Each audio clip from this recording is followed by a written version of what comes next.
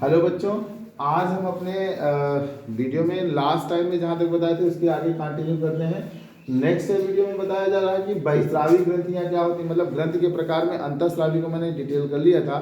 आज बहिस्रावी और मिश्रित ग्रंथि के बारे में बात करेंगे। तो बहिस्रावी जिसको हम लोग एक्सोक्राइन ग्लैंड्स बोलते हैं, ग्रीक वर्ड से आया है। एक्स मीन्स होता है आउट, क्राइन्स मीन्स होता है टू सीक्रेट। ठीक, जो बाहर की तरफ सीक्रेट करती है, निकलता है, स्रावित करता है, उसे हम लोग क्या कहते हैं, एक्सोक्राइन ग्लैंड। ये जिन एपिथेलियम स्तर की बनी होती हैं, जिन मतलब एपिथेलियल लेयर होता है ना हमारी बॉडी में मसल्स के, बनी होती हैं, उनमें सक्रिय नलिकाओं से जुड़ी होती हैं। उन्हीं में और एकदम पतली नलिकाएं होती हैं, उनसे जुड़ी होती हैं। इनसे स्रावित पदार्थ नलिकाओं से होकर एपिथेलियम स्तरों तक मुक्त होता है। इनसे जो स्रावित होता है पदार्थ पहले वो नलिका से होता हुआ कहाँ पहुंचता है, एपिथेलियम में, वहां जाकर के मुक्त हो जाता है। इसीलिए इसे हम लोग वाहिनी युक्त या प्रणाल ग्रंथियां भी कहते हैं। चाहे वाहिनी युक्त कहिए, क्योंकि इनका जो श्रावण होता है उसके लिए नलिकाएं उपस्थित होती हैं। ठीक, एग्जाम्पल ले लीजिए, जैसे लार ग्रंथि है, हमारे मुंह में लार ग्रंथियां बनती हैं। श्वेत ग्रंथियां, पसीने की ग्रंथियां। ठीक, पाचन ग्रंथियां हैं, तेल ग्रंथियां हैं, जिनसे आपके शरीर में तेल वेल स्रावित होता रहता है। गर्मियों में चेहरे में, त्वचा पे चिपचिपापन रहता है, वो तेल ग्रंथि। मिश्रित ग्रंथियां कौन है, मिक्स ग्लैंड्स। ये वाहिका युक्त होती हैं, किंतु वाहिका युक्त मतलब इनमें नली होती है, किंतु इनमें अंत और बाह्य दोनों प्रकार के ऊतक कोशिकाएं उपस्थित होती हैं। समझ में आया? इनमें अंत और बाह्य दोनों प्रकार के ऊतक होते हैं। बहिस्रावी ज्यादा होता है, इसमें बहिस्रावी ज्यादा होता है। जैसे पैंक्रियाज है इसका उदाहरण। अब आता है हार्मोन्स। हार्मोन्स क्या है, ऐसा पदार्थ होता है, हार्मोन्स के पहले जानिए ग्रीक वर्ड से है। हार्मोन का मतलब होता है टू एक्साइट या अर्ज, मतलब उत्तेजित कर देना, आगे बढ़ा देना। ठीक है ना? तो हार्मोन्स को हिप्पोक्रेटस नामक वैज्ञानिक ने सबसे पहले खोजा और स्टार्लिंग ने इसे उत्तेजक पदार्थ कहा। ठीक है ना?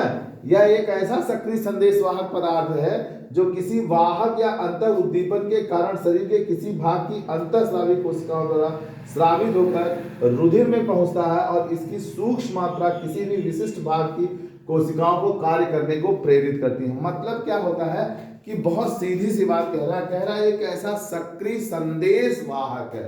सक्रिय है मतलब एक्टिव है, चतुर है, और संदेश सूचनाओं को ले जाने वाला होता है, जो किसी वाह या अंतः उद्दीपन, वाह या अंतः उद्दीपन, तो वाह माने बाहरी, अंतः माने अंदर, उद्दीपन माने जिसको एकाएक स्टिमुलेट कर दिया जाए, उसी को उद्दीपन कहते हैं, के कारण शरीर के किसी भाग की अंतःस्रावी कोशिकाओं द्वारा स्रावित होती। शरीर के अंतःस्रावी कोशिकाओं द्वारा किसी भाग के अंतःस्रावी कोशिकाओं द्वारा स्रावित होकर रुधिर में पहुंचती है, और फिर इसकी सूक्ष्म मात्रा, इसकी बहुत अल्प मात्रा विशिष्ट भाग को, शरीर के जिस भाग को काम करना हो उसको क्या कर देती है, कार्य करने को प्रेरित करती है। ठीक है, मतलब इसके द्वारा हमारे बॉडी में कार्य संपन्न होता है।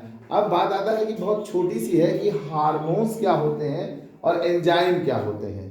हार्मोन्स क्या होते हैं और एंजाइम क्या होते हैं। बहुत सारे लोगों को ये बात अभी तक नहीं समझ में आती है कि हार्मोन्स और एंजाइम में अंतर क्या होता है। तो हार्मोन्स जो है अंतःस्रावी ग्रंथ द्वारा स्रावित होता है, जबकि एंजाइम क्या होता है, शरीर की सभी कोशिकाओं द्वारा स्रावित होता है। हार्मोन्स छोटे अणु होते हैं, उनका अणुभार भी कम होता है, जबकि एंजाइम जटिल प्रोटीन के बने होते हैं, इनका अणुभार भी उच्च होता है और इनका अणु भी बड़ा होता है ना। हार्मोन्स जल में अघुलनशील होते हैं, जबकि वसा में घुलनशील होते हैं। एंजाइम ये जल में घुलनशील हो जाते हैं।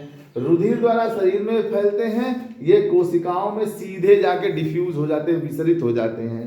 ठीक, हार्मोन्स का एक बार उपयोग कर लिया जाए तो वह निष्क्रिय हो जाता है, जबकि एंजाइम का बार बार आप उपयोग कर सकते हैं, यह निष्क्रिय नहीं होता है। अब हम लोग चलेंगे मनुष्य की अंतःस्रावी। अब देखिए, मनुष्य को कंट्रोल करने के लिए दो चीजें होती हैं।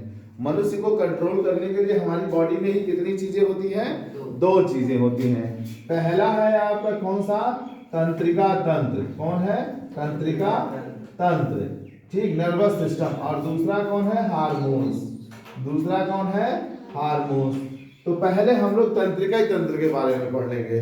पहले किसके बारे में पढ़ेंगे, तंत्रिका तंत्र के बारे में पढ़ेंगे। फिर उसके बाद हम लोग किसके बारे में पढ़ेंगे, हार्मोन्स के बारे में पढ़ेंगे।